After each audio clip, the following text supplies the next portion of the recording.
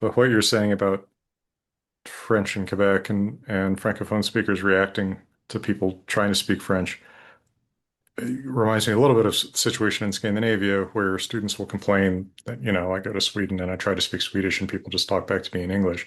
Like, Yeah. I think there's something similar going on where, like, partially, if you sound really hesitant and unsure of what you're doing, it sounds like maybe you're kind of insulting them because it's like, hey, man, I speak English, like, let's just talk, right? Most people don't want to be your language teacher. So they will speak to you, like, even if you have an accent, they will speak to you if it sounds like you know what you're saying and you understand them. If you sound hesitant and you sound, you know, kind of broken, yeah, they're probably not going to talk back to you in the local language.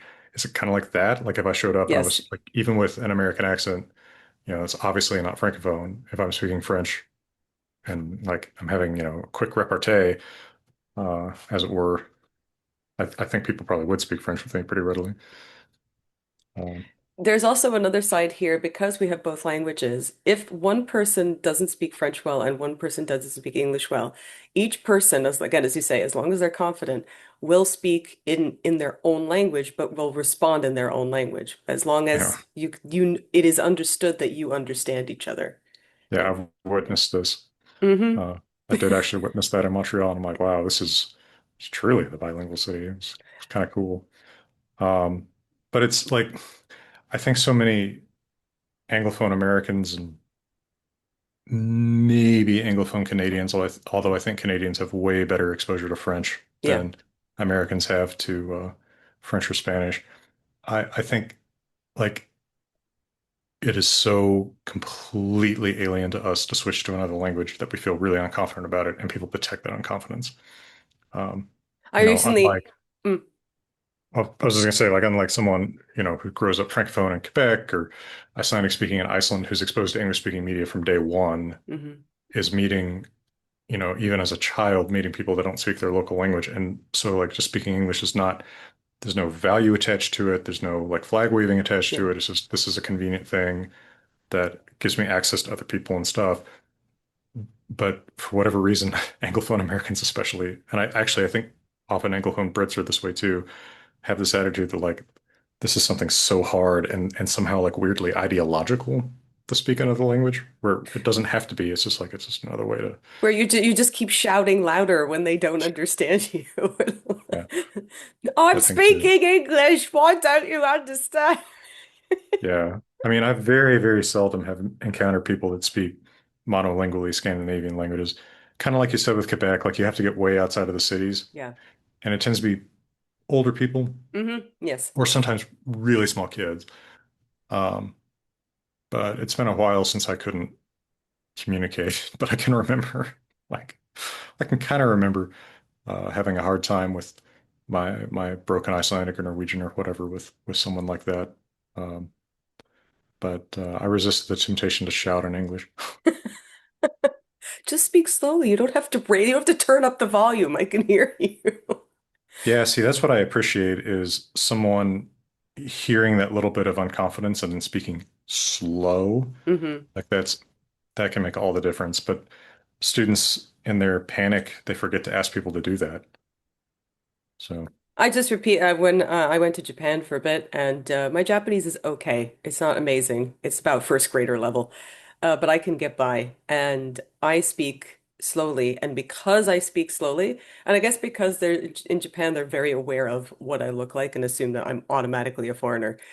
hmm. They will speak slowly to me, but in Japanese. Instead, they don't try the broken English. Instead, if you try to speak English to somebody who doesn't know, you'll get the batsu. You'll get like the no, no, no, meaning I don't speak any English. Please don't be upset at me. uh, But if you try in Japanese, even if you only know two or three words, they'll speak to you slowly and they do a lot of pointing. So they'll point in this direction. They try to gesture to show where they want you to go. I think they're a that's little bit, useful. yeah, I think because there is a visual difference, and obviously they know that foreigners are coming for travel, they're a little bit more attuned to the fact that people are trying to learn Japanese, but maybe they only learn, arigato or, Yeah. sumimasen. So, That's that's a little closer to my experience with not Scandinavians, but monolingual Spanish speakers. mm.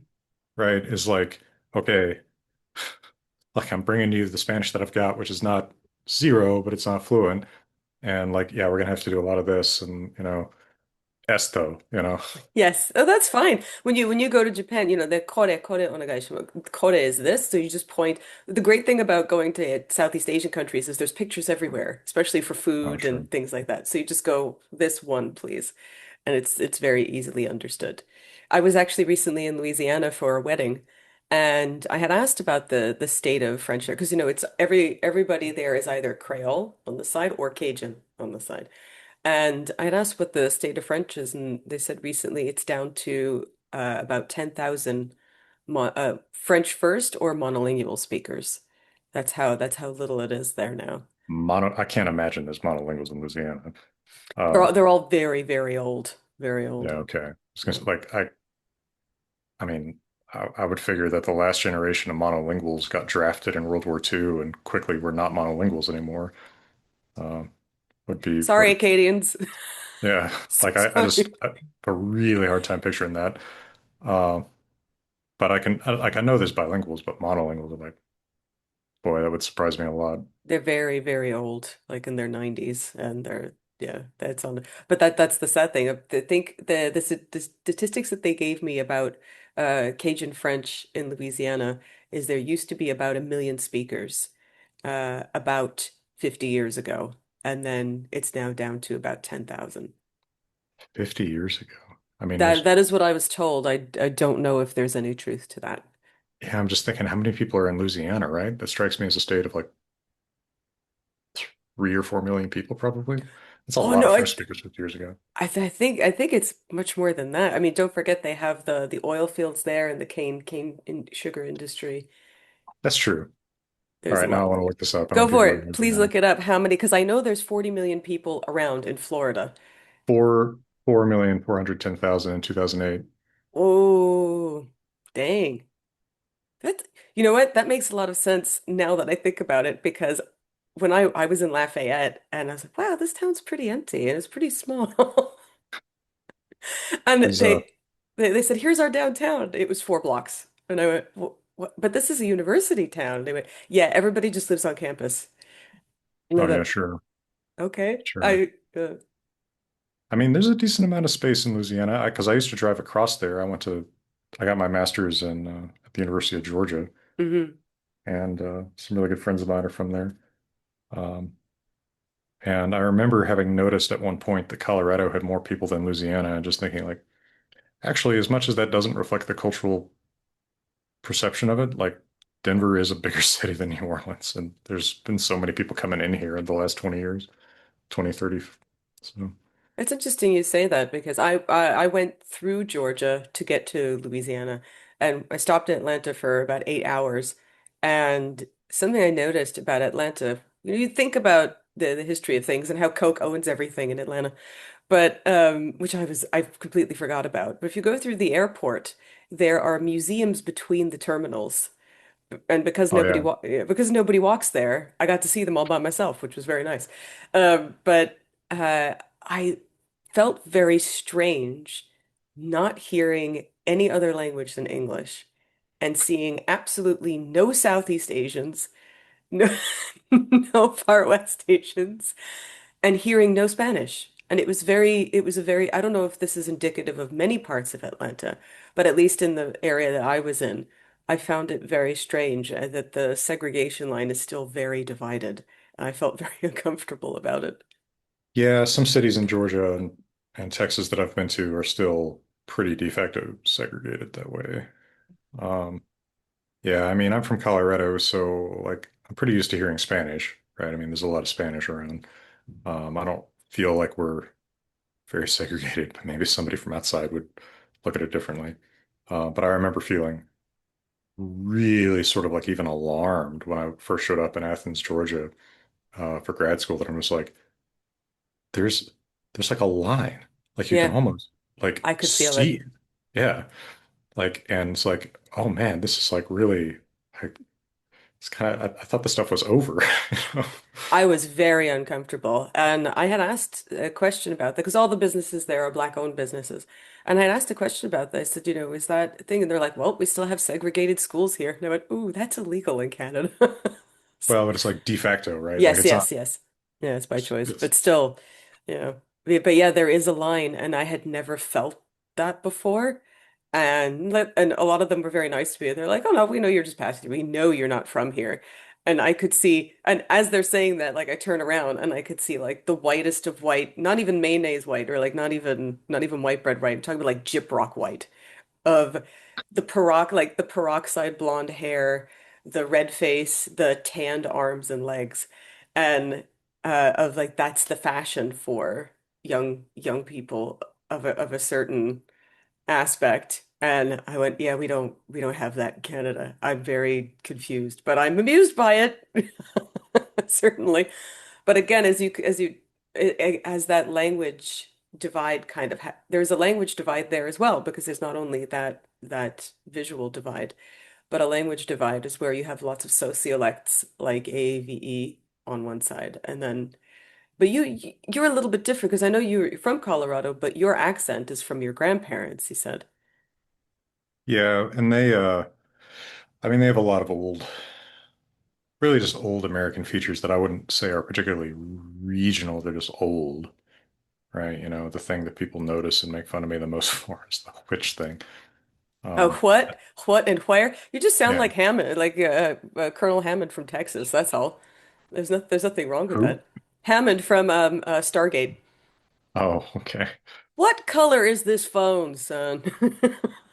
Well, I mean, like you probably hear it more in the South now than elsewhere, but I've heard Canadians do it, Yes, you know? depending on where you are, there are pockets of what and where speakers. Yeah, exactly. Yeah, I don't feel like it's actually that regional that way, right? Um, but yeah, some Southern features, like the pin merger. I Mm-hmm. have. Caught Um, merger.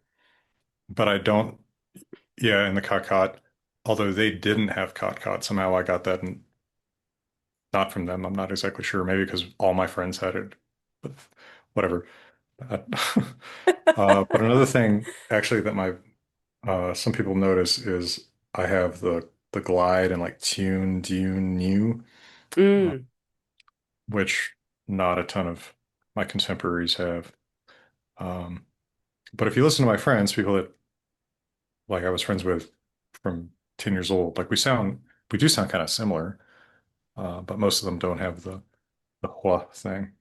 But Colorado doesn't really have like Colorado, Wyoming, like there's sort of some regional features, Mm-hmm. but there's so many outsiders that like it's all a little bit washed out. If you listen to recordings of people from 50, 60, 70 years ago, they Mm-hmm. do sound a lot more like me and less like whatever newscaster American English is. But I don't know. Sometimes like I don't mean to just navel gaze about my accent, but sometimes people say like, "What are you talking about? Like you sound really normal." And then some people are like, "Where are you from? Your accent sounds really weird." So just Sometimes it's a tiny thing that can throw people off. So, for example, here in Montreal, notice how I say that, mhm. Montreal, if you don't say that word like we say it, we just know you're immediately not from here. That's all. Yeah. So I And did learn that. mm-hmm. Oh, you did? Yeah, and I did say it that way. I don't know if it made a difference, but Yes, but yeah, but it's your accent obviously that changes the aspect of it because I know you're not from here because nobody would have that nice slow drawl like that, just kind of is floating. that how it sounded? Like, see, I have no real picture of how I sound to someone else. That's how it always is, though. Nobody ever guesses where I'm from. They listen to my accent and they go, "Oh, I guess you're Canadian from somewhere." And I go, "Yeah, but I didn't grow up here. That's not how I grew up. If I speak like my grandfather did, I would say something like, 'Oh, you're waking hard. You got cycles under your eyes.'" And sadly, that accent is disappearing. But that's a very old accent. But I don't think anybody from Brooklyn would sound like that anymore. I haven't heard that accent in a very long time. My wife's uncle sounds like that. Oh, the Um, best. Amazing. but William Shatner is an Anglophone guy From from Montreal. Montreal, right? Yeah. Um, and he has a really distinctive I don't know if it's pronunciation, but like super segmentals, right? He has that Yes. pacing that's really He distinctive. has Is a that very a sp local? no, he has a very distinct cadence because that's probably what he learned when he did Shakespearean theater. Oh, maybe. He was in Shakespearean theater before he ever went to Star Trek, and so that's how he learned to speak. It's the same thing when you hear people from places like England and they go to drama school and they learn how to change their accent or how to take on a different accent, or you can tell who's going to a very good school because of Yeah, how their accent changes and you can have two people in the same family have completely different accents just because of where they went to school and who they associated with. It's how it is. that's true. And I have heard educated, like, very well educated, like in a particular way, Mhm. old Canadians who sound really British. Yes, that's my neighbor. My neighbor Diana. She's 75 now, but you listen to her and she's got a very soft accent like that. And she comes up to me and she goes, "Oh, hello, beauty. How are you?" And so Yeah. people say, "Where are you from?" And she says, "What do you mean? I was born and raised here." It's because Yeah. she went to a very good school and she was taught by old British masters. And so she used to work for the BBC, but here in Canada. And so she was taught how to sound a certain way. And to her, she sounds Canadian, but to everybody Yeah. else, we don't. Also, if you hear older speakers in the Maritimes they have a very distinct L sound that sounds more Irish Mhm. than it does anything else. And obviously, there's the people from Newfoundland who have their own distinct accents. Yeah, I have a friend from Newfoundland, and I've always been kind of fascinated by that. And apparently older folks from Newfoundland sound even more distinctive. Oh yes, if you go to a place like Branch, which is very northeast, they're very secluded. They sound like they just got off the boat from Wexford. That's in Ireland. It's pretty. If you ever want to do a really fun study in accents, I recommend take a trip with your wife and go there. Have a fun weekend and just sit there and pretend you're Professor Higgins and listen to people. I could probably maybe I can make it a business expense. I'll go to like Lanso Meadow in Newfoundland and then do it. Yeah, that's true. I have to say though, Lance Meadow is not very exciting. Okay. It's one I don't because people, and as you well know, lots of people will try to cry up the site and say, "Oh, this was Finland," and then when you actually see it, you're like, "It's a boat shed."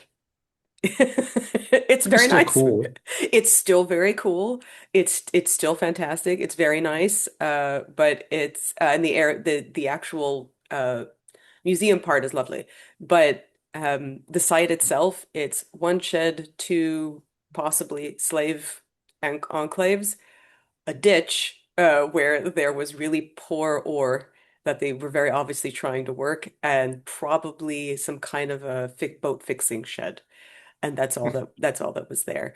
They But were there for maximum 8 years, and then they fucked off. So that's so much more real, right? yes, I mean, like I was just like last week, I was just in Alexandria, Minnesota, where they house the uh, Kensington Runestone. yes.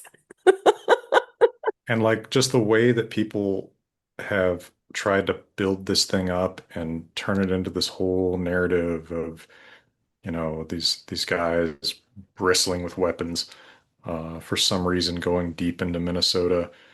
Um, like it's just, I feel like if somehow, for some reason, Norse speakers had pushed that far, A, they would have done it from Greenland, not from Norway or Sweden, like that thing claims they did. Hmm. And B, it would have been, a larger, poorer party than that, right? It would have been people who actually, it's hard for me to imagine what the motivation would be to go that deep inland because you're not even established on the coast. So why do you do that? But Yeah, all right. Meadow is definitely not a colony, and Yeah. so obviously, if that's not a colony, Minnesota couldn't be. And it was very obviously populated by a handful of people probably fixing boats. It was probably some kind of a fixing station because there's ore there and it's very poor in quality. And so they probably realized, wow, this place is shit, and just decided to leave. Yeah, I mean, that does make it possible that the Vinland described in the sagas is somewhere south of there. Yeah, it has to be somewhere else. It can't be that. Yeah. But, the sagas, it's like trying to find the sagas are written 200 years after all that. So it's like the descriptions are so hard to follow and match with anything. You know, there's one of those two sagas has one paragraph of decent description that even describes when the sun rose and set on the winter solstice, I think, Hmm. which actually gives you some latitude to work with. But the latitude is so broad that you get that it could be like Maine, you know, and that's not very likely. Um, I read one interesting paper maybe 15, 16 years ago that suggested that some of the confusion in the description is because they actually went a little ways down the St. Lawrence and they didn't realize that they were in a So what you're in, saying is Montreal is really a Viking community. That's what you're saying. That's why no, Assassin's Creed is made here. yeah, maybe. No, but Quebec City is maybe within the realm of as far as, you might push, right? Think Because it's a doesn't little too far south. A little bit too, because it's not near the St. Lawrence mouth. hmm. Yeah, but I mean, whatever the case, like clearly they got to some part of Canada. They at least got to Newfoundland, but the sagas are so difficult to use as evidence. Um, They are not historical features at all. And to that point, I took a picture and I wanted to show you this. I don't know if you saw this yesterday, but because we had to defer our meeting by a day, I actually got to take this beautiful picture. So I saw this and I went, "Oh my God, this is the worst thing I've ever seen." oh Jesus. I mean the wow. So so Your face says it all. so let me I, can I I can I screen share here? So absolutely. like just taking a look at this. We got so it's like so it's Ias Yalmer. It's not, that's Oh, not even, that's Vegvasir. oh, is it Vegas here? I It's can't even tell these two Vegvasir. things apart. But surrounded by the like not work thing. And then it's got the Aurora. I don't know why the Aurora is such a big thing on these book covers. Did I start that trend? I don't think so, Or no. am I just part of this trend? Um, oh my God, it looks so I snapped this and I said I have to show you. So obviously it's Vegvasir and the biggest mistake and I see Vegvasir all over the place when it comes to Viking stuff. Vegvasir is not Viking. It's not runes. It's not it's a Christian stave, Icelandic Christian stave from the Book of Hold. And whenever I see this, I go, and then of course the around it is the Celtic insular design. And I just thought this was tip top.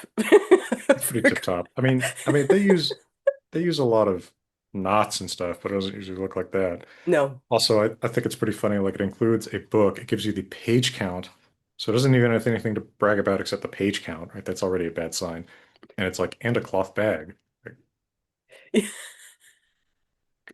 I could probably get another one. I don't need your crappy little cloth bag.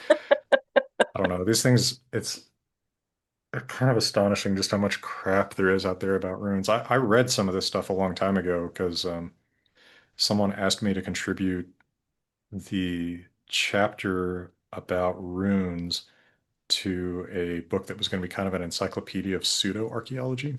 Oh, nice. It unfortunately never got made, No. but I so I'm like, oh crap, I've got to actually read some of this pseudo rune stuff. So I just went to Amazon and I searched runes and I ordered the top three books. And so I have read some, and it is not firmly rooted in reality. Yeah. And I remain like I still have this sort of irritation that drives me from, 17 years ago when I read these books, that I think comes out pretty strongly when I talk about this stuff and has sometimes led to interesting interpretations of my attitude toward runes. Like, I was just at this Viking festival in Minnesota and there was someone who was sort of upset with me. That's And going to was, happen. yeah, I know. It's not the worst example of this. It's like me in the Celtic side. It's going to happen. It's believe me, I've dealt with some negative interactions, but this wasn't that bad. But this person was saying like, oh, I can't believe you say that runes um, aren't magical. I'm like, this is not exactly what I'm saying. What I'm saying is go to Barnes and Noble or Amazon or whatever and look at books about runes and they don't know what they're talking about. Hmm. They are not like I cannot carve one of these letters and it means, this magical effect. That is not how ancient or medieval people understood it. I do not claim that they did not think that writing itself was not somewhat magical and could have magical effects, but those magical effects had more to do with what you wrote than the just single isolated symbol. And also, we don't know what all of their attitudes and ideas about that were, right? We still read a lot of inscriptions that we don't understand. Hmm. Could those be magical? I mean, or is that just the sort of classic anthropological, like, we don't understand it, it's magical? Like, I think they probably did have a lot of ideas about writing being magical. I just don't think that our 19th, 20th, 21st century interpretations of that are likely to be reliable indicators of the ancient and medieval attitude. And we do have but both you and I are great debunkers, but I like the way you deal with it because you're much more pedantic than I am. I just go, well, it's the Is that Victorians' good? fault. Am I, wait, is the pedantry good? I don't. I think That so because you've got your sources. I mean, obviously, I always present information with sources, but my sources are always the Victorians said this without any evidence whatsoever, and therefore we can take that grain of salt and we can flick it into into the universe. and unfortunately with Viking and rune stuff, sometimes it's a Nazi said this. Um, like it it's Yeah. pretty surprising actually the degree to which a lot of modern interpretations of this stuff are based on German fellows who went that way and I know you'll like him for different reasons because I know you'll be at me for Grimm's Law, but Jacob Grimm is one of those people I would love to punch in the face if I ever yeah, so, kind so of, yeah. I mean, for the folklore side, maybe not so much for the language side, although on the language side, he is not necessarily really the discoverer of Grimm's Law because Rasmus Rask from Denmark actually articulated that before him. so So what you're saying is we're free to punch Jacob Grimm in the yeah, maybe I face. would. Yeah, I No, would I'm definitely would. With his Deutsche mythology, I definitely would, sir. And I'm, his whole like, oh yes, the Easter bunnies, I don't understand it, so it must be pagan. oh Odin my and God. Woden are the same god because of course they are. You just go, oh God. Well, like, see, that's something where it's like, yeah, Odin Woden, it's the same name. Presumably, West Germanic beliefs are similar to the recorded North Germanic beliefs, but yeah, how the heck do we know? We don't know. So, You know, also as well, I mean, Woden is always depicted with two eyes. is he depicted anywhere in ancient? In some depictions, he is depicted with he does have two eye. He's never depicted with one eye, Woden. So Where I think you're right that in West Germanic and Old English, Old High German, Old Saxon, I don't think there's ever a mention of him having one eye. nope, not But that are we there know art of. Not that we know of. but are there artistic depictions? There Like, are some that go all the way back on, I think, 17th century. But again, it's because we don't have anything that tells us that Woden had one eye. We don't know. 17th century is so late that I wouldn't put much stock in it one way or the other. It's better than But Victorian. I'll give it that. that's okay. I mean, that may be true. If Like, if ever I see anything said by if it's got Sir James Fraser's name on it, yeah. if it has Robert Graves' name on it, Lady Raglan, I know they're a little bit later, but still they were born onto that time. Just take it and throw it in the trash. That's it. Especially if it has anything to do with druids. Yeah. I don't want to hear the name Robert Graves. I don't want to hear the name White Goddess. I don't want to hear it. Oh, no. And Norse myth stuff is kind of the same, although England and Germany were way weirder about the stuff than Scandinavia. Scandinavian scholars from the Victorian period are a lot more restrained most of the time. Um, but yeah, the English and German ones can just be like, oh man, I'm in for a trip. Like, and they go off on these freaking tangents connecting everything to everything. And like at the end of the day, like you get this concluding chapter of some book, and it's like none of this references reality. Right? Like, it's No, all it's built. like it's the same thing on the Celtic side. We just go, what why do you think that Bridget the saint never existed? Why do you think that it was erased by a god? We don't even have any evidence of Bridget worship at all, ever. The first time she's mentioned is in the Middle Ages. So why would you think one over the other? And it's really just because some Victorian said so. That's it. Yeah. You just Yeah. go, okay, all right, two people can't have the same name. I But don't isn't it know. weird? Like, how is it that in 2026, we are still obsessed with how Victorians presented the late antiquity and the early Middle Ages? Like how did that become the time Nationalism. that yeah, I guess that's part of it. But That it's that like, that is really what it was. If you think about Jacob Grimm and what he was doing, it all had to do with in his instance German nationalism yeah. and the getting together of these nation states which didn't exist before. Now we're German, now we're Italian, now we're this because all of these concepts didn't exist really before that time.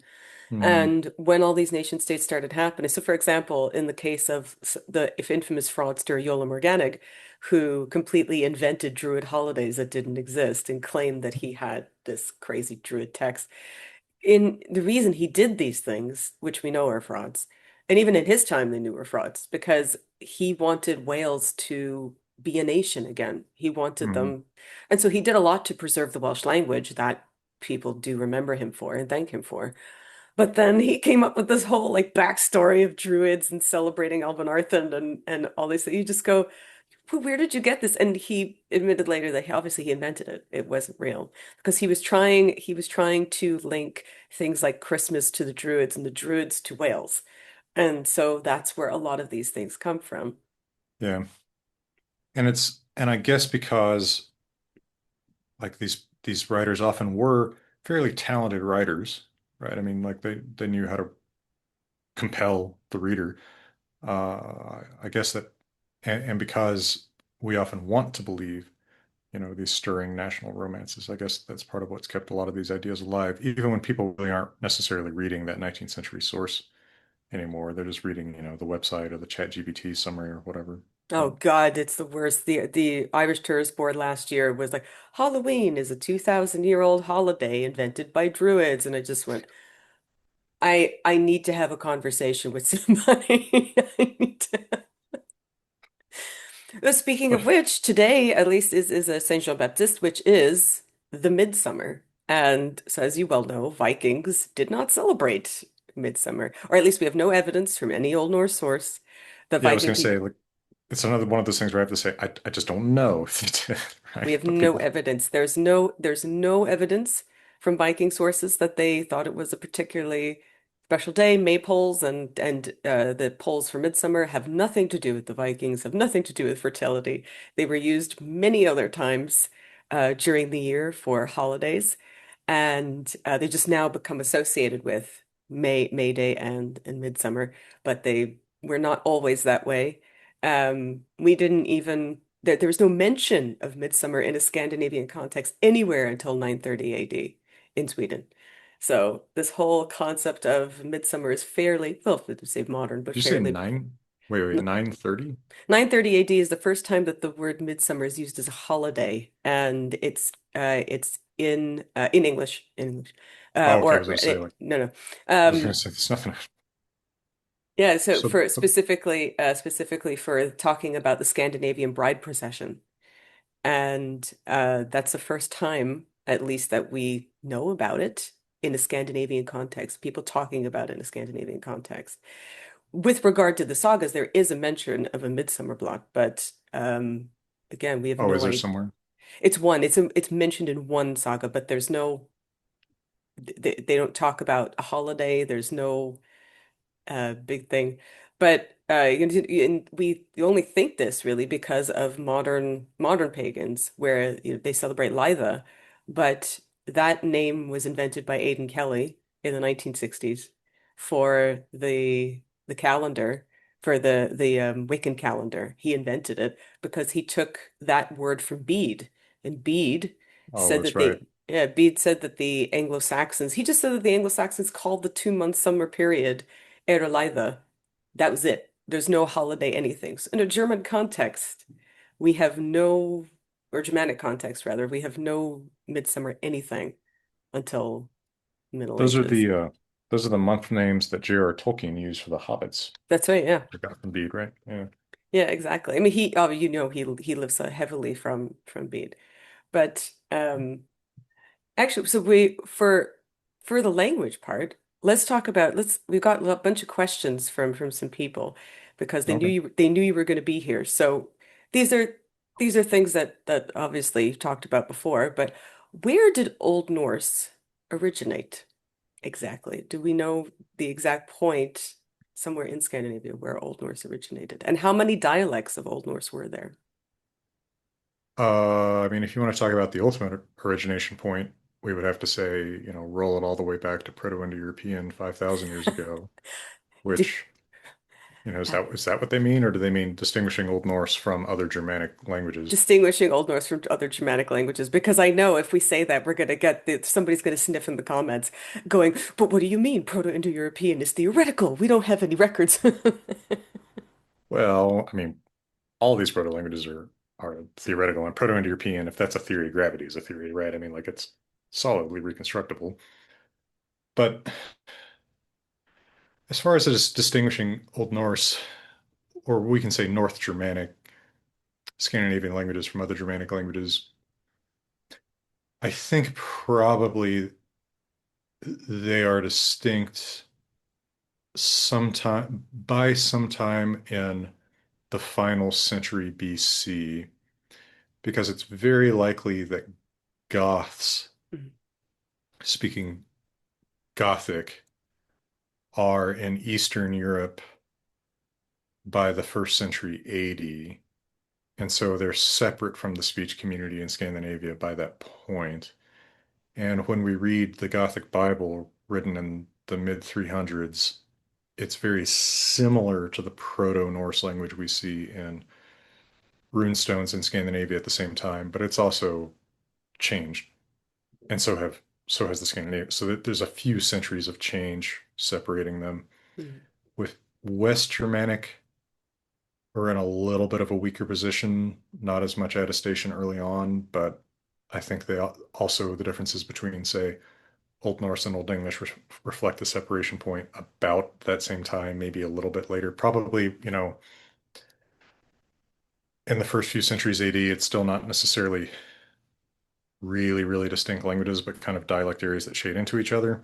So you probably have dialects of what we can call Proto-English still on the continent, still somewhere around, Jutland, that are that shade closer into Proto-Norse, and dialects of Proto-English that shade closer into like Proto-Old Saxon. Um, but over time, especially after English moves to Britain, you're going to get these areas kind of getting a little more walled off from each other and developing more independently. How many dialects of Old Norse were there? Um, this is really hard to say. One confusing point is that some of our, or really kind of all of our Proto-Norse inscriptions and Elder Futhark stuff from the early centuries AD don't necessarily look perfectly like we would expect the ancestor of literary Old Norse to look. Mhm. So it's possible that there's more dialect diversity in Scandinavia early on than we realize, and that possibly what comes to be, you know, Old Norse, the language of the Vikings, represents one of those regions' uh, variants becoming a little bit more dominant and standardized around Scandinavia, but we're not actually seeing that variant very much early on. It's a possibility. I think Johann Schalin has worked on this question a little bit Mhm. and proposed that maybe um, some group, probably in today's Denmark, become culturally dominant enough that their variant kind of spread as a prestige North Germanic. Really hard to say. In the Viking Age, though, there are two major dialect areas because there's a distinct Old West Norse and a distinct Old East Norse, and they're not vastly different. You would have been able to understand one another, um, just as Norwegians and Swedes largely understand each other today. But you see a little bit of difference in the pronouns, a little bit of difference in verb inflection, a few different things like After the Viking Age, you get monoplongization in Old East Norse. But then by the literary period, 1200s, 1300s, we can speak of distinctive Icelandic versus Norwegian, and even West Norwegian versus East Norwegian versus Swedish, and even like Central Swedish versus not Central Swedish, and Danish. So it's starting to split into more recognizable dialect groups by the literary period. But I'm not sure that it had split that much in the Viking Age. So in the literary period, which texts were written in which dialects, or is there a distinct written dialect versus sound change? Almost all of our literary Old Norse texts that people want to read are in Old Icelandic. Occasionally, because a lot of the poetry has been passed down from earlier centuries, occasionally the poetry will show the characteristics of another dialect, suggesting it was composed in that dialect. And typically, in that case, it looks like it's, more Norwegian uh, than Icelandic. Although occasionally with a text like Hávamál, you actually have a couple dialect features that we don't know from elsewhere, so it looks like maybe kind of a lost dialect of Norwegian, which would make sense that there would have been variants that don't have descendants today. There is some stuff in Old Swedish. There's actually a fair amount of stuff in Old Gutnish from the island of Gotland. But so in Old Gutnish, there's the Gutta Saga, there's the laws of Gotland. In Old Swedish, you have a lot of law texts, some literature like saints' lives and things like that. In Old Danish, mostly legal texts, some old um, healing texts, leech books, Hmm. and in Old Norwegian, also a lot of laws, some sermons in Old Norwegian, and uh, at least one saga in Old Norwegian, Thitherec saga. But if you take a big D20 and just roll it, and you say like you have to roll a critical 20 to find an Old Norse text. It's not an Old Icelandic, right? It's mostly Old Icelandic. I love how you say the text that people want to read, and I like how you say the text that people don't want to read, or all sermons. Well, I mean, they're not interesting in and of themselves. I've read a lot of that stuff, not because it's like incredible literature, but just looking for like weird dialect features and stuff like that. Yeah, Um, as a linguistic study, it's fascinating. But of yeah, course, as you say, with sermons, we all have to accept and understand that the Viking sagas were not written in the Viking Age or written down in the Viking Age. yeah. Now, some of the poetry has linguistic features that suggest it is actually passed down from that period, Hmm. but not the prose. Um, the prose is very much of its own time, usually 1200s, 1300s. You get some 1100s prose in Icelandic. You get what's called the Stockholm Homily Book, which is actually from Iceland, but it's preserved in Stockholm, um, is quite archaic Old Icelandic prose Mm. from the late 1100s, but you don't get much else from that early. And then the follow-up question is, so is there really any Viking literature that is pre-Christian? Yeah, the poetry, not all the poetry, but a lot of the poetry, the Poetic Edda, and a lot of the poetry in the sagas. So for a long time, it's been accepted that a lot of skaldic poetry preserved in the sagas is, in fact, composed in the time it claims to have been composed in. Skaldic poetry is so complicated that it is very, very difficult to not make a pretty datable stanza, Mm. because so many things have to rhyme and alliterate that it often kind of only works on a particular century's window, right? Something would have changed to make this rhyme not work or this alliteration not work, and you can often kind of find it in that window. Um, and in the late 2010s, early 2020s, Christopher Sapp at Indiana, Leif Olson at Bergen, and then uh, me independently, I think all not knowing that we had the similar idea, thought, can we date Eddic poetry by counting certain the occurrence of archaic particles in skaldic poetry, figuring out the rate of occurrence in different centuries and then comparing that to the rate of occurrence of those in Eddie poems. And you can actually find that from doing that, you can get a very tight kind of schedule, chronology of Eddic poetry and say, well, some of these are earlier than others. Some they're all Viking age, or not all Viking age. Some of them are post-Viking. Like it looks like in the Poetic Edda, for those familiar with it, that Horbarsljóð, where Thor and Odin insult each other, that's late. That's composed by a Christian, probably the 1100s. Same thing with Ríkisþula. Interestingly, the poem about Ríkr fathering the different classes of humans. But a lot of that poetry is really, really old, from usually the 900s. Some of them look extra archaic. Like weirdly enough, Thrimskvi, the poem about Thor dressing up as a bride and getting his hammer back, looks like it could be like late 800s, um, which is kind of funny that like Yeah, it is. the goofiest poem in the Poetic Edda may be one of the oldest. Um, That would make I mean, I think that makes most sense because yeah, as long as you have things not being mucked about, you can write whatever you want. well, and this is something that I found really fascinating about this new, more objectively based linguistic dating is that for centuries, um, people have largely tried to date these poems on literary grounds Hmm. by associating with people's literary taste. It's a lot harder to be objective about that, but it meant that a lot of the poems centered around women were regarded as being later because, of course, pagan Vikings don't have any interest in women's perspectives. That's a Christian thing.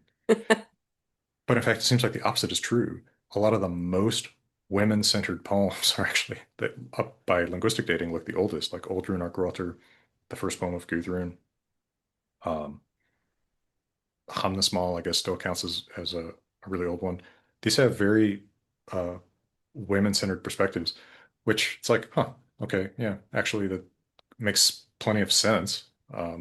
But it's funny that that was regarded as such a like point of faith that, yeah, Vikings weren't interested in women's perspectives. Interesting that people think that. I mean, even earliest saints, I mean, Bridget, the Saint Bridget, she's one of the earliest saints' lives that we know about. So Hmm. why wouldn't it be that way for the Viking people? That's kind of silly. I mean, Yeah, and this modern notion that you, perspective aside. and this notion that you can't have pagans interested in women as active characters is weird. I mean, like, next month the Odyssey movie is coming out, right? Well, if you read the Odyssey, there's a whole lot of Athena. There's a, Hmm. you know what I mean? Like it, and there's a whole lot of Penelope. Like there's actually pretty active women characters in a lot of these stories. Hmm. It's not something that's imposed by the new religion. If anything, it maybe reduces the number of active women characters in the medieval period. I don't know. Uh, at any rate, I'm more interested in dating these things by their language features than trying to figure out what people's tastes were. I just don't feel it's a very objective uh, thing I can determine. So speaking of language features, what does the word rune mean? Well, it's interesting because I think you can make a chronology here, and the slightly controversial position I'm going to start from here is that I think it is borrowed from Celtic. Not everybody agrees. Some people think that it's a You're just hands off. well, like here's the thing, like among the community of rune scholars, nothing is a safe claim to make. People argue about everything. So if it's if it's not a borrowing, it's a cognate, but I think that it's pretty likely a borrowing. It looks exactly like you would expect this word to look if it had been borrowed from Gaulish or something really close to Gaulish in the last 2 centuries BC, which is lines up really nice and tight with our timeline for the earliest runic inscriptions, which the earliest we have is from late in the final century BC. And so what did it mean in the language they're borrowing it from? Well, earliest attested Celtic language with this word is Old Irish, rune, right? So secret, mystery, would you disagree with that? Oh, I don't disagree with that at all. Okay. And I think the reason they're borrowing it is because what you write is a secret from a person who can't read, right? It's it's a secret message between you and the person who can read it. And in our earliest inscriptions, right, from the first centuries of runic inscriptions, rune does not mean the letter, it means the entire message. Hmm. So we have multiple inscriptions. I want to say five or six, which is pretty good for early Elder Futhark, where someone says, I wrote the rune, right? It's not plural, it's the singular rune. And in the earliest, well, tested Germanic language in Gothic and the Gothic Bible in the mid 300s, um, rune is the like secret to. So it seems to still have that sense. And the word book is used in Gothic to actually mean the letter. So that's kind of cool, right? It's the same word we have, like, the book word. Hmm. So it looks like what's happening is that somewhere 1500 years ago or so, you have a fairly natural transition in these words where book becomes no longer the letter, but the text, and rune becomes no longer the text, but the letter, right? In a sense, these words sort of switch their semantics, um, which sounds weird, but I mean, it obviously happened based on the sort of flipped semantics in the Gothic Bible. Um, Now, in Old Norse, you still so in our literary texts or in our poetry from the Viking Age, then rune means the letter. Now, it doesn't mean the message like earlier, but you occasionally see it still means secret. Um, so, for example, um, one way to say like boyfriend or girlfriend in Old Norse is runi, runa, the one that shares your secret, right? Your secreter, your whisper buddy almost. Um, and occasionally in poetry, you see um, bring someone to runes, this weird idiom, which is like talk to somebody. So that seems to kind of harken back to that earlier sense of like get someone to exchange messages with you because it's not written. It's like bring someone to runes is like talk to somebody. Um, so So that's what did Old Norse people though call their own script? Because they didn't call it Elder Futhark, did they? no. Futhark is a modern name for it, um, based on the first letters, right? Just like we call the alphabet because it's alpha, beta, gamma. Hmm. The runic alphabet starts Futhark, so that's why we call it that. No, so in Old Norse you would call runes, runar, um, and they call Roman letters bokstavir, bookstaves. So distinguishing more or less the medium on which they're carved. Interestingly, in Old Norse, you use different verbs for reading and writing runes than you use for reading and writing the Roman alphabet. So for reading and writing runes, you use the native words roda and rista, which are related to English read and write. But for reading and writing the Roman alphabet, you use lesa and skreva, which are, of course, related to German lesen and schreiben. But it's kind of interesting that you would use different verbs to describe the processes. And I guess it's probably because the media that are used for those different alphabets are different. So what's its relationship to Gothic script? This is another place where I'll make some slightly controversial remarks. I don't think super controversial. The alphabet used to write the Gothic Bible and other texts in Gothic um, is mostly based on Greek, mostly based on Greek uncial letters uh, of the time, so the 300s AD.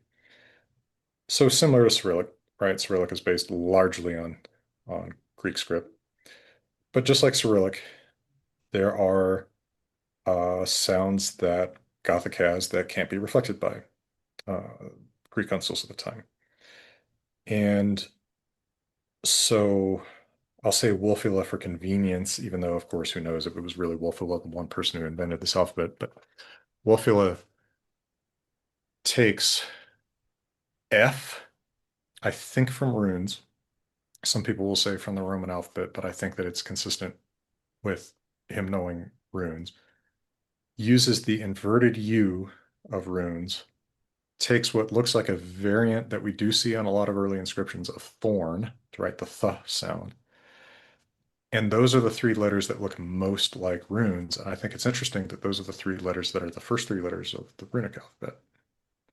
So I wonder if the idea there was I'm teaching people to read and write this new alphabet, and they already know runes. So I'm going to teach them in the runic order, and I'm going to make sure the first three look really familiar, just to sort of like start you off in the shallow end of the pool, um, or just to make it look reasonably familiar to someone who knows runes, while still making it look sort of civilized by largely being Greek-like in look.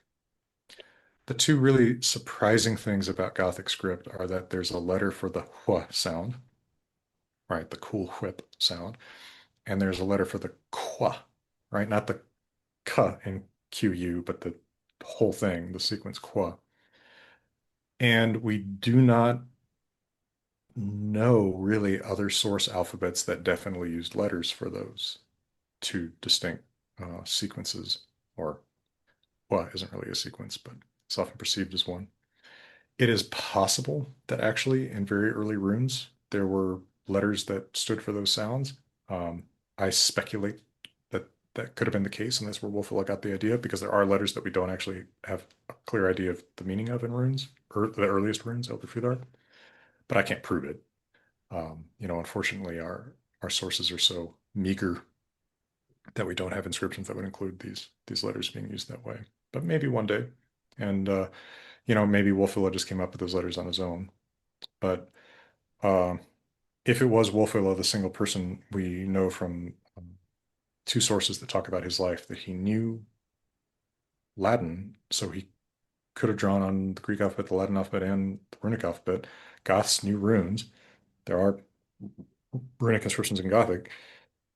So, he drew on at least Greek and one other alphabet, and I think it's more likely he drew on runes because the the Futh looks like the Futh of runes, and I think you would do that if you were teaching someone who already knew runes to write a new alphabet. How's So that? what's the relationship between old later runes and Old English? Old English runes. Old English runes add some letters, and there are some sound changes that make some old letters now mean new things. So most notably in that first sequence, Futhark, the ah. So they learn the rune sounds from their names. They have acrophonic names. They start with the sound of the letter. So the fourth letter is called Ansus, God, the singular of Old Norse Asir, like the family of gods that includes Odin, in Proto-Germanic. But that word has become os in Old English. So now that fourth letter means O, so they make a new A letter. So there's some changes like that. There's also some letters where, they decide um, new meanings for them. In particular, there's the one rune in the middle that is used as a vowel and as a consonant as, like five different things in Old English inscription. So it's clear they had forgotten what it originally meant, and we're just trying to like find something new to use it for. Uh, but yeah, Old English runes are largely uh, a logical continuation of Elder Futhark with some modifications just from sound change and from them occasionally adding a letter or two. What do you think the relationship is between runic inscript runes and runic inscriptions and Ogam or Oam? I don't think it's a direct relation. Um, there could be, in one sense, a pretty indirect relation. For one, the scripts don't look the same. No, not at There's all. no visual uh, continuity between them. Their ordering is not the same, but it is interesting that they both are reordered, and it is interesting that the letters of both alphabets have meaningful names. So, I wonder if there is some thread of connection just in that, although the names aren't the same, the notion of naming them and the notion of mixing up the order could be distantly related. So, the the Phoenician alphabet, the Greek alphabet, the Roman alphabet, they all have mutatis mutandis the same order, right? You know, Aleph, Beth, Gamma, Alpha, Beta, Gamma, ABC.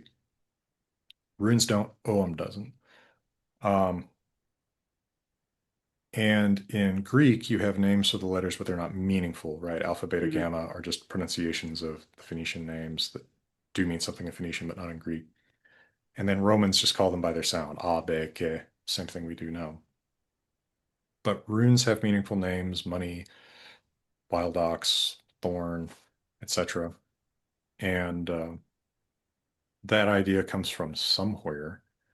And a couple of the names do look potentially Celtic, which connects with my notion that maybe the word rune itself is borrowed, and maybe the runes are actually borrowed from a Celtic speaking people. They look a lot like the script used for Lepontic, Celtic language in the Alps.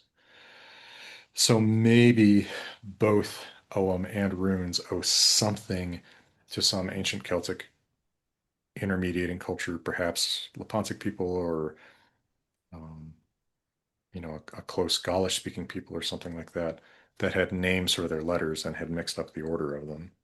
But I don't think, other than that shared foundation in some intermediating ancient Celtic culture, that there's a direct connection between poem and runes.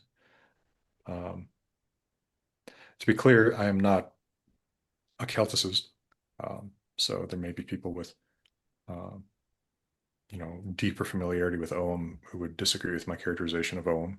And to them, I apologize. My familiarity with Old Irish and such is pretty generalist Indo-Europeanist familiarity with it. I should have asked Dr. Danny Bate when he was here because his specialty is Old Irish, but we had touched on it very briefly when he was here, and we talked. Both of us said, well, it can't be that old because or Orm, however you'd like to pronounce it, is it was they wrote primitive Irish in it, and it also was made to you could also write Latin in it, so it can't be older than that. And it's interesting to see how people are like, no, it has to be an ancient Celtic thing. Well, maybe it was based on a previous system, but Yeah, we currently don't have evidence for it. So, because the earliest known, so David Stifter is at Maynooth University in Ireland, the world's premier scholar of ancient Celtic. And I rely a lot on him for my understanding of this stuff. But as I understand it from him, the earliest Celtic language written down is Lepontic. hmm And the earliest records there, I think there's some disagreement about the dating, but before 500 BC, hmm which is pretty freaking early for Western Europe. Um, I don't remember about Ogham, but I don't I don't know if there are inscriptions before the 80 centuries. Are there no, BC inscriptions? no, Okay. not that we found, but Yeah, no, right. there. Well, that's always the thing too, is people say, well, you just haven't found it, which, like, unfortunately, that is semi-valid, right? Like, because I was just saying myself, well, maybe these letters were used for something different and we just don't have inscriptions where they're used. But it's like we know those letters are there because they're writing them out in the entire alphabet. We just don't know how they're used. So I'm making I think, somewhat more restrained claim. We don't see these letters used. Let us see them used before we decide what they're being used for. And I think it's fair to say, okay, any given script, maybe actually, I think you can say 2, 3 centuries older than its first inscriptions. You don't know because it can take a while before somebody decides to put it on something that's not perishable. hmm Maybe you're making memorial, not stones, but putting up memorials for people, but they're wood, right? So it may take a while before anyone's putting on something that's not perishable. And just 3 years ago, um, the earliest securely datable runic inscription uh, was announced, and that's 2 centuries earlier than the previous one. hmm So like it does happen.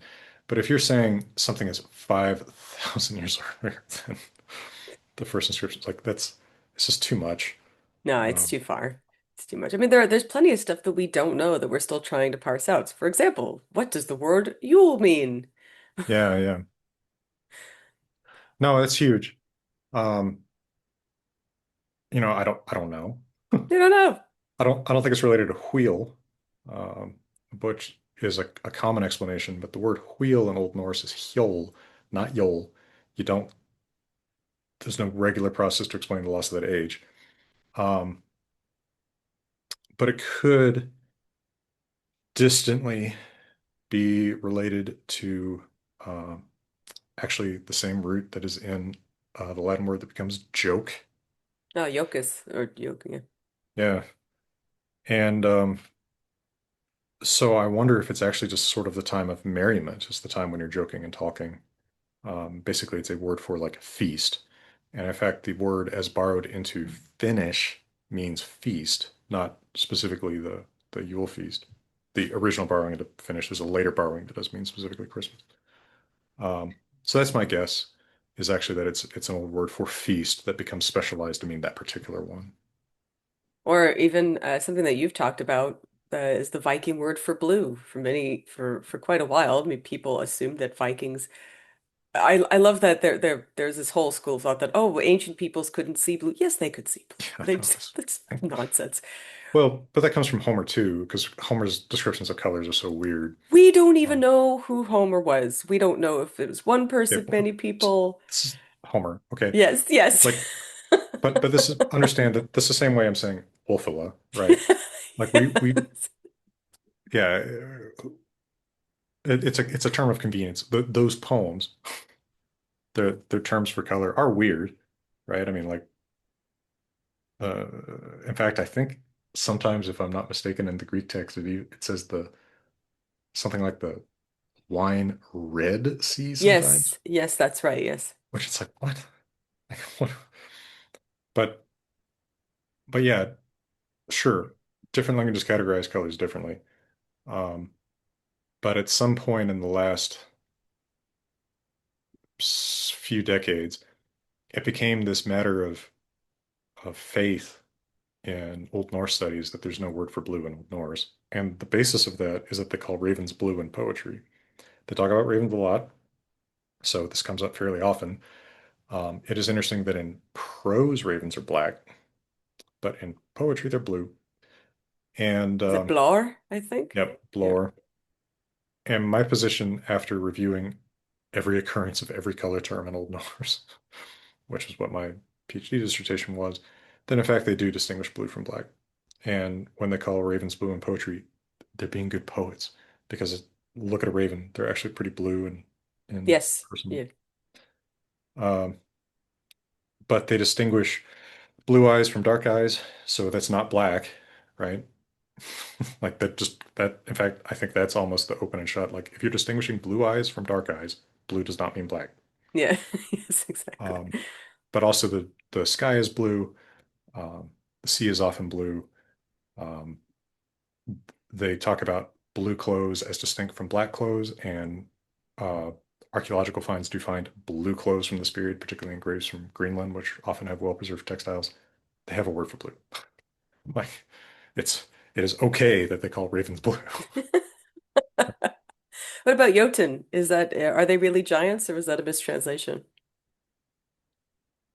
Yeah, this is another one of those things where like I think I've talked about this so long, so often for so many years that like I'm always in danger of sort of hitting a groove in my mind where I just sort of replay the same track.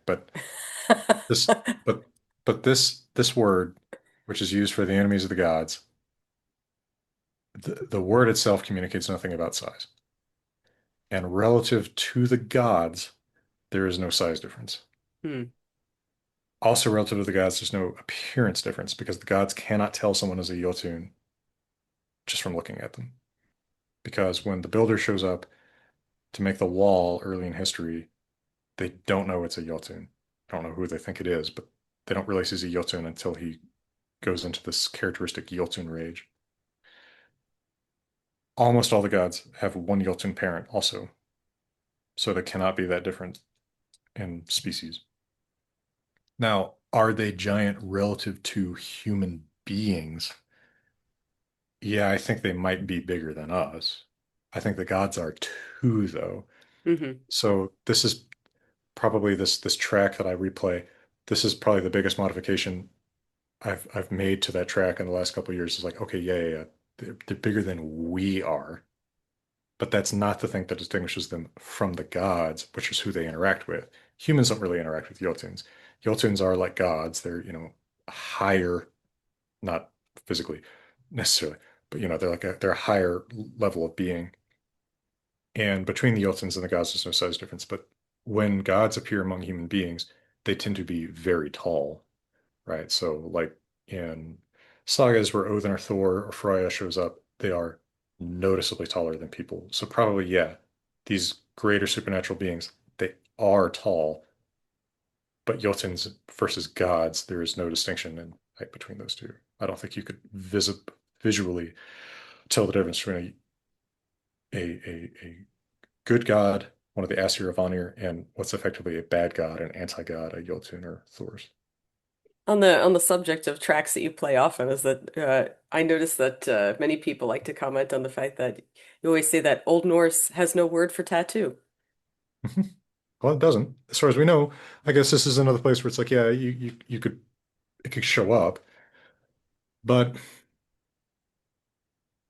as much as we depict them as having tattoos today, they There's should, no archaeological evidence for yeah, tattoos. and they should talk about it. They should hear about it. You should hear so and so had a distinctive tattoo if this is such a thing they're doing all the time, right?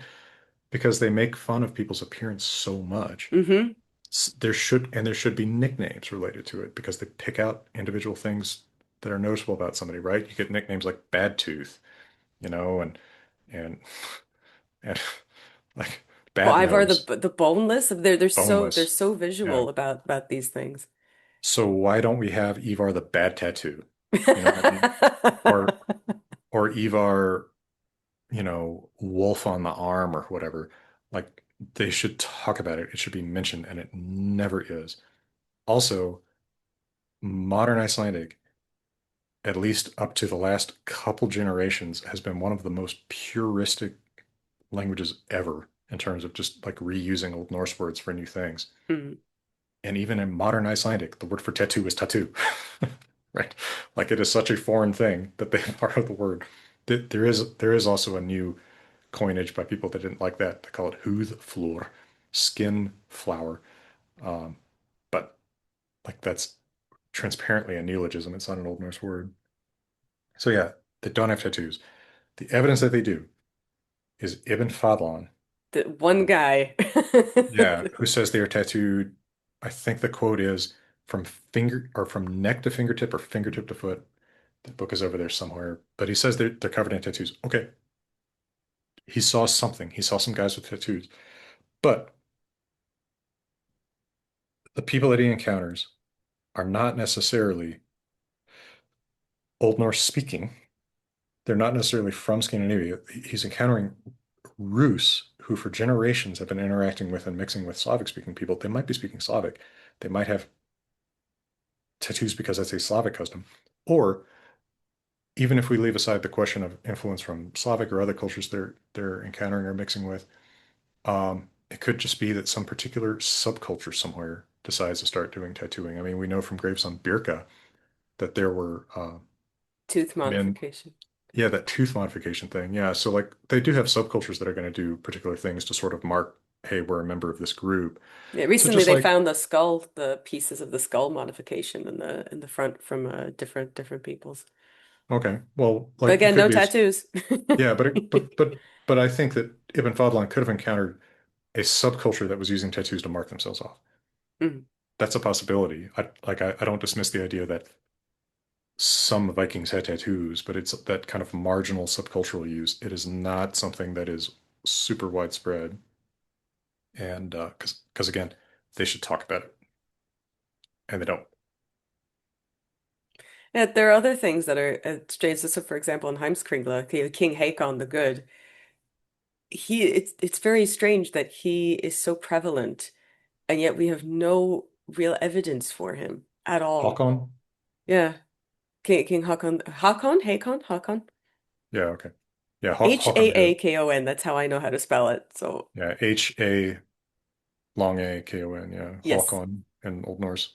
Hákon I Haraldsson. apologize to everybody who speaks No, Old I Norse. was he well, this is another one of those tracks that plays a lot. I'm not an archaeologist. I don't know what the archaeological evidence for him is.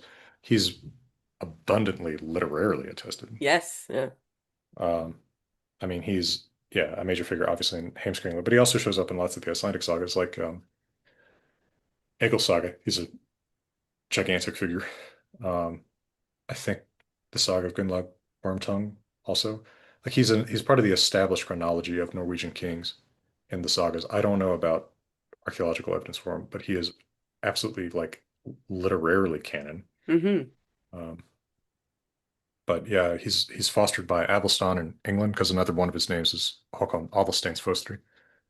And yet Um, in Ethelstan's literature, he's not mentioned at all. okay, that's That interesting. and Yeah, yeah, and that's why it's so interesting because you just go, wow, that's really so were they trying to write him into Ethelstan because England was yeah, just coming up at the time yeah, in the 900s?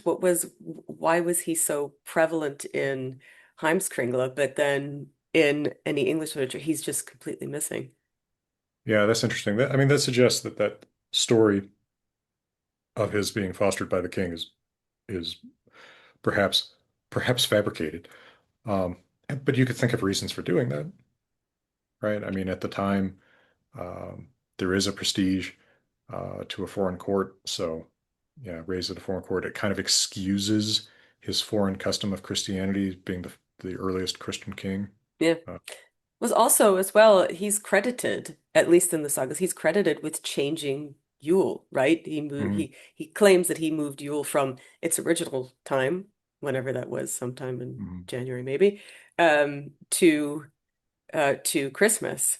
And that's why Yule is known as Christmas. But again, as I say, we have no evidence for him other than his saga life. And and Skaldic poetry. There Oh, is he's there too. contemporary there is contemporary Skaldic poetry that mentions it. So my guess is what you're looking at is a real Norwegian king, um, but with a fabricated story of fosterage by an English king. Yeah, that would be my guess from what you're telling me about the English sources. Yeah, it's so Because you strange would that he would pick Ethelstan, but just, yeah, I know. it's the king at the time, right? That just lined up with the timeline. I guess it's like if I said that I was fostered by a president, I would say it was. I mean, I was born in the Reagan administration, so I guess Reagan, right? It's like not because I'm not because I'm specifically trying to invoke Ronald Reagan, but just because that was the president, so the timeline works out. Like, yes, I was left as a baby at Ronald You Reagan's were White raised by House. the ghost of economics past. Yes, yes. And then I was subsequently fostered by Bush one, Clinton, and Bush two in that sequence. Yeah. But like maybe just because it lines up with the sequence. No, that's interesting.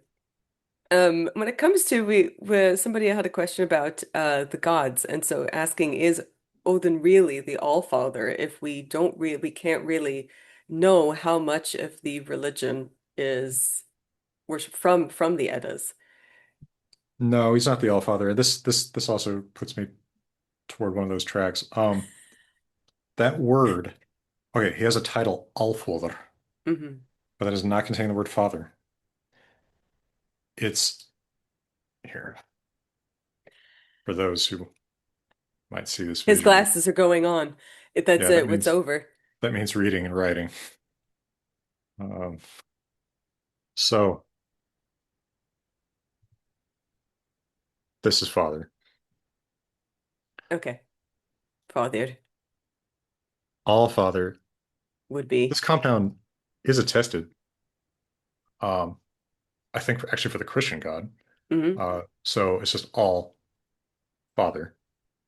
Okay, but Odin has a title that occurs pretty often in poetry, and it's that. Oh. So that's not father. And so Now, what does it mean? so the strongest explanation that I've heard for this, that I think has got to be on the right track, is we have an old Indo-European root for master that shows up, for example, in Greek despot. The word becomes English, or is borrowed as English despot, Sanskrit, Dumpati. So this is house lord, lord of the house. Hmm. So Grimm's law, that P should become an F, that T should become th, right? So Always we comes do, back to Grimm's Law. or I'll say Rask's law, just to not give Grimm the credit and credit the, the Dane. Um, so Gothic has some compounds that have this. Hundefaths, Lord of 100, right? Centurion. And Bruthfaths, Lord of the Bride, the groom at a wedding. So this word is not otherwise attested in Old Norse, but a very plausible form of it in Old Norse would be father. The Mm, vowel is a touch hard to explain unless we assume that it's actually switched noun class and become a U stem, but that's something that happens actually pretty often between Gothic and Old Norse, so I think that this is actually a pretty solid explanation of what this is. He's not all father, he's all lord. Makes sense. More sense than absolutely. father, because he's Yeah. actually not literally the father of everybody. There's plenty of gods that have different fathers. Njordr, probably Tyr. And we see other names that have this for him. So he's also called Valfodr. That's Lord of the Slain. That Val word is the same word that's in like Valkyria, Chooser of the Slain, Valhall, Hall of the Slain. And he's also called Sigfolder. So rather than Father of Victory, that makes him Lord of Victory. So yeah, I think that's a much more plausible explanation. Um, Once I heard this, I pretty much was like, oh yeah, no, that's got to be it. Because then it also makes sense that Snorri writing the prose in the 1200s is seeing this word or hearing this word in poetry. He doesn't really know what this is, but it's like it sounds enough like this. He's like, Mm, okay, I guess it's father, right? All father. And so he explains it that way. And in the prose edda, which we have to remember is a secondary source, even if it's a really old one, he says, okay, he's all father because he's father of everybody. But he contradicts himself because he explains he's actually not the father of everybody. So excellent. That's anyway, fantastic. Wonderful. that's So my I love the greatest hits. That's always amazing. But I love that it's actually broken down that way. So with all that said, what do you think is the best modern representation of Old Norse and the Norse sagas um in any media, movie, game? yeah, I'm not necessarily the best person in the world to answer this because I haven't seen everything, right? I don't really engage with this stuff for in play, you know what I mean? Like I don't really watch Viking movies or TV shows or play I don't really play video games at all. So I haven't encountered everything and I don't read a lot of fiction. Um or what fiction I read is not about Viking stuff. But I can name a few that I think have done a good job. I think so. There's a series, a trilogy of novels, The Hammer and the Cross by science fiction great Harry Harrison, together with Tom Shippey, writing under a pseudonym. And these are kind of an alternate history of Ragnar Lothbrok and his sons. And it's pretty good. Tom Shippey does a good job of the Old Norse and the Old English. And the cultural presentation is good, right? It's not it's between these extremes that you get into today where they were just farmers. It's like, yeah, they were pretty violent farmers. And and also the other end of the extreme, which is there's Sparta, right? It's a good middle ground that I think a realistic depiction of a, hyper masculine but not entirely martial society. I think they do a super solid job with those novels. They're probably out of print, but I think you can get them on Kindle or find one for $3 on eBay. Um, you know, I did some consulting on Assassin's Creed Valhalla, the first one, and I thought they did a pretty good job with how they depicted Odin there. And I used to be very complimentary toward the depiction of Odin in American Gods. Um, Honestly, the book and the TV show, because I consulted on the TV show, um, is why I'm going to be complimentary. No, actually, Ian McShane did a super job with like the personality of Odin in the TV show, even though nobody saw the TV show. I'm not just saying that because I taught him his Old Norse lines. He's a nice guy, by the way. Um, obviously a lot of stuff has come out about Neil Gaiman, so I don't mean to sound too complimentary about him. Also, I thought that his Norse mythology book sucked, which was sort of fascinating because American Gods was pretty good in its portrayal of Norse gods, and then he like just the Norse mythology book, he makes up so much stuff. Yep. But for whatever reason, I guess because he's famous, even with the allegations against him, that book has become like the news. It's what everybody's read now, and some people just love the hell out of it. And I'm like, I don't know. I I like, did not love the hell out of it. I read maybe half it and I went, not for me. yeah. Even before I knew about the allegations about Yeah, him, that book came out long before. That book came out yeah. long before. Yeah. But I was actually really hesitant to criticize it publicly to people because people loved it so much. And then Oh no, because you I should don't, have. It's good press for you and your books. yeah, I should have much earlier because, You can still do it now. There's still time. well, no, because by the time that I did decide to make a comment about it, all those allegations had come out. I didn't know that. Yeah. So I started talking about the book. People were like, actually, he sucks. I'm like, oh, okay, well, this Yes, is, good. Vindication. yeah, like, Amazing. well, I'm late to this party now. That's how it is. If you're not in one circle, another, you're late to the party. And that's how it always is, though, with publishing. Like fiction doesn't talk to nonfiction, nonfiction doesn't talk to fiction. You are Yeah, quoted, by the way, in my upcoming book about the history of holidays. And yeah. I do use your dissertation on the word Yule as and a lot of your ideas about when Yule might have been in the book. Dissertation, you don't mean like PhD decision, you mean like my my long talk about it. Yes. Okay, yeah. So I have to say that's not my dissertation. Okay, well, cool. I'm flattered. So Um, speaking of which, how do you go about, because I think your translations are lauded as the best, and I do think they're the best. So how do you go about translating something, especially something, let's say like Havamal, which is a little bit different. Your translation is a little bit different than hmm. what maybe people would normally expect. I don't know who lauds these things as the best, but I I'm do. flattered. Well, thank you. I'm flattered. Well, Havamal, I mean, there is the cowboy Havamal, which is really different, Yes. but I also did a normal translation of it, and the first version of that appeared in the first edition of my Poetic Edda translation in 2015, and then a revised version appeared in 2019 um, in the Wanderer's Havamal, and then that same revised version is in the second edition of the Poetic Edda.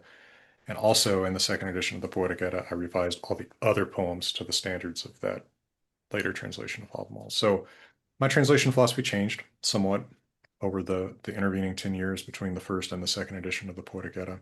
Um, Most of what's changed about my translation philosophy in those years has been I am less bothered by gaps and confusion in the original text. I am more willing to present a text with gaps and confusion to you, the reader, and just be like, yeah, here it is. I don't know what this means either, than try to make it make sense when it doesn't, right? Like, if I have a really good guess about what something means, sure, yeah, I'll put it in there. But if like I don't know what the hell this is, I'm not just going to make up some explanation for it. And then also, I became stricter about how I translate certain words. So, for example, in the second edition of the Poetic Edda, if it says God, the Old Norse text says God. If it says Aesir, the Old Norse text says Aesir. I want you to actually see what the difference Mhm. in usage is. It's not clear what the system is between the difference in usage, but I want you to see it. Um, Certain words that I changed.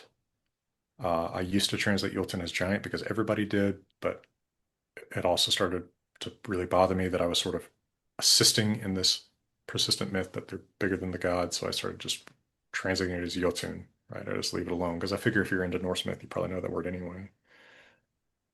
Um, but mostly, there's a big continuum in attitude with translation, and there's a very, very To use a word you used earlier, pedantic attitude that you could take, where you could say, I want every single word to be reflected by a single word in the resulting translation.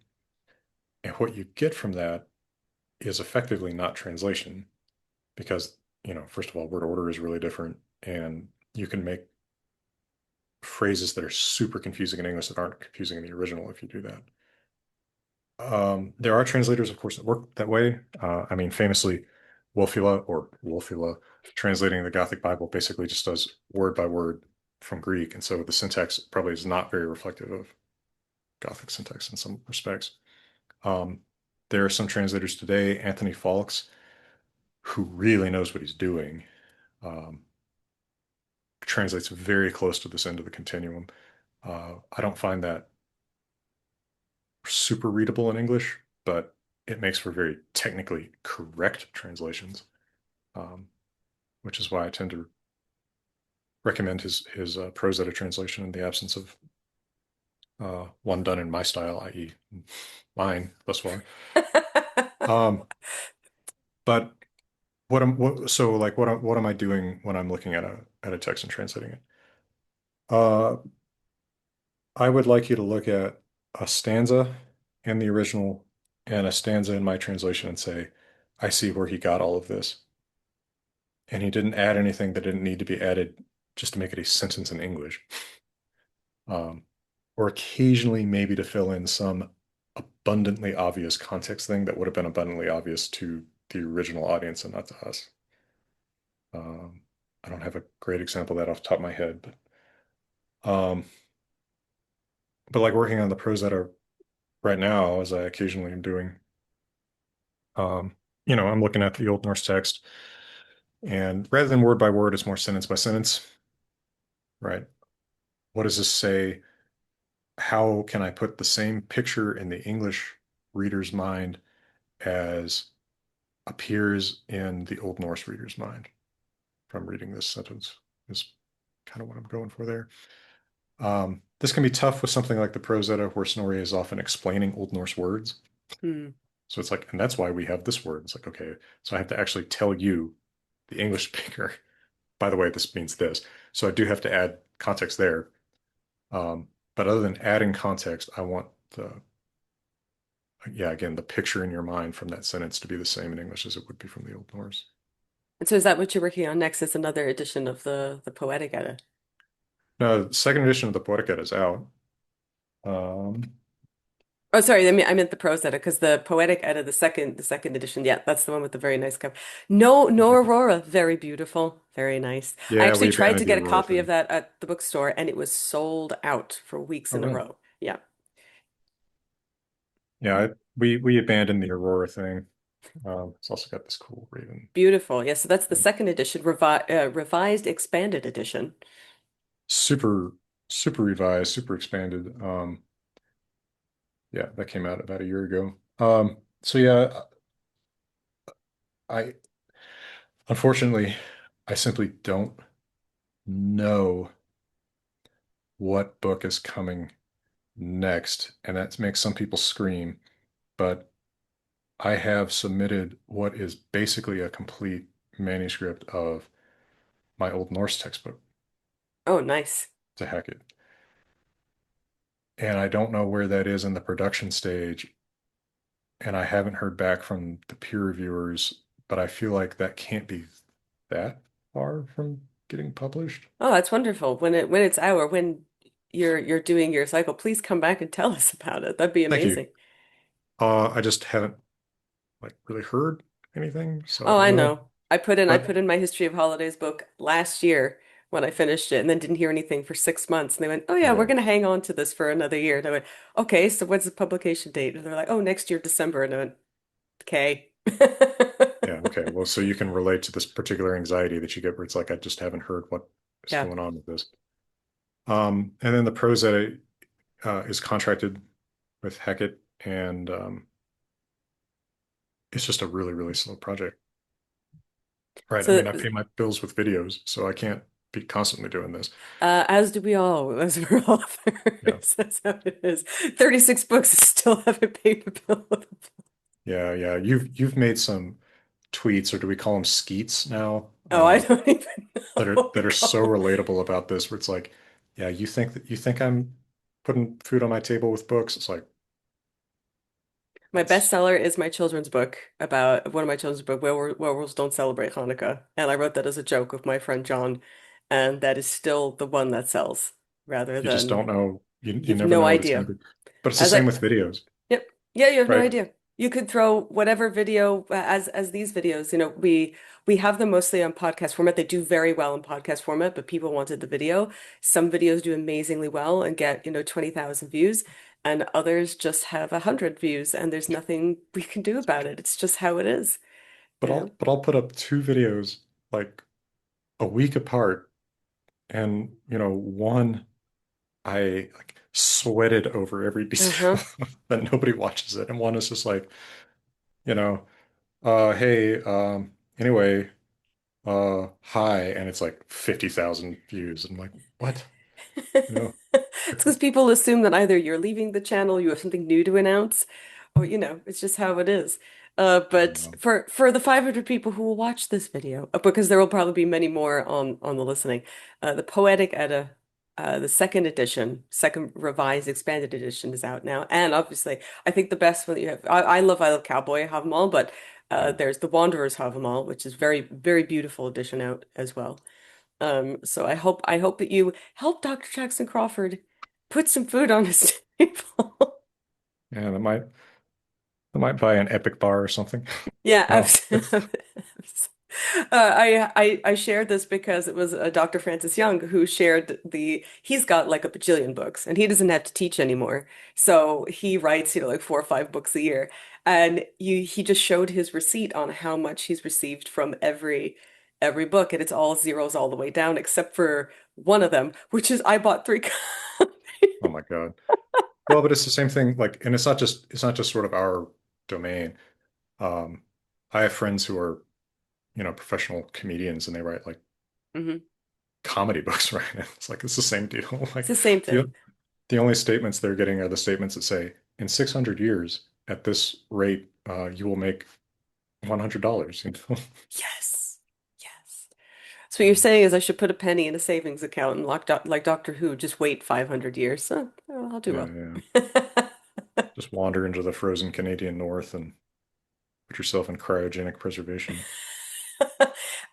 I hate to tell you, I don't know how long we're gonna have that frozen north. Oh yeah, that's true. That's true. Yeah.